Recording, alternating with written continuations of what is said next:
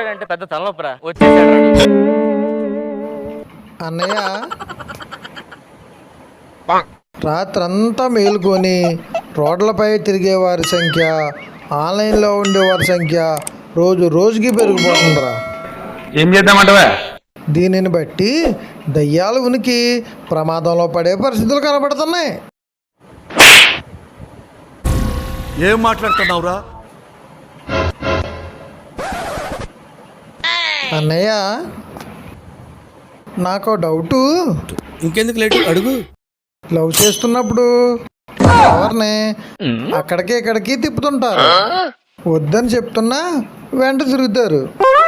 మరి పెళ్ళి అయితే అలాగే ఎందుకుండ్రు? ఏం దిక్కుమాలిన ప్రశ్న నీదోటి. బోన్లో పడే వరకు ఎలుక బోన్ చుట్టూ తిరుగుతూ ఉంటుంది. ఒక్కసారి బోన్లో పడ్డాక బయటికి రాలేదు కదా.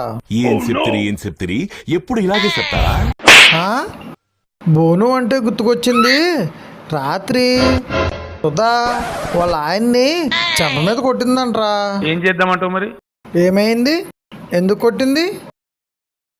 రాత్రి సుధకి ఒక కళ వచ్చిందంట.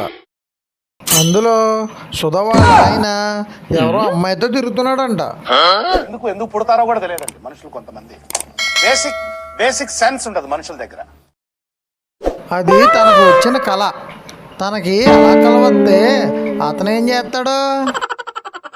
సుధా, ఆ కళలోనే ఒక అమ్మాయితో తిరుగుతున్నావంటే నీ కళలో ఇంకా ఎంతమందితో తిరుగుతున్నావో, ఏమేం చేస్తున్నావో ఎవరికి తెలుసు అని కొట్టిందంట్రా. న్యాయం ఉంది. సర్లే కానీ ఆకలేస్తుంది, అన్నం పెట్టు.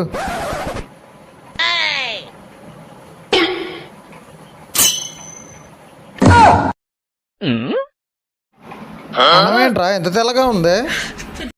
అన్నం తెల్లగా ఉండడం లేదన్నావు కదా, అందుకే 4 చుక్కలు చాలా పోసా. ఏం మాట్లాడుతున్నావురా?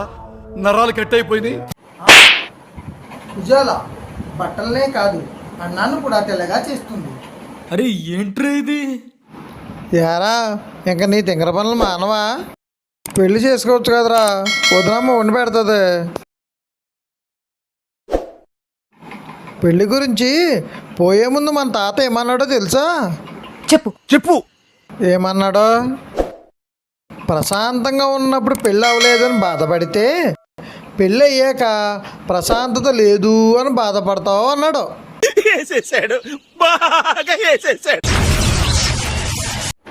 నేను పోతాను అన్నయ్య, నాకు ఇది వద్దు అన్నయ్య, నేను పోతాను అన్నయ్య.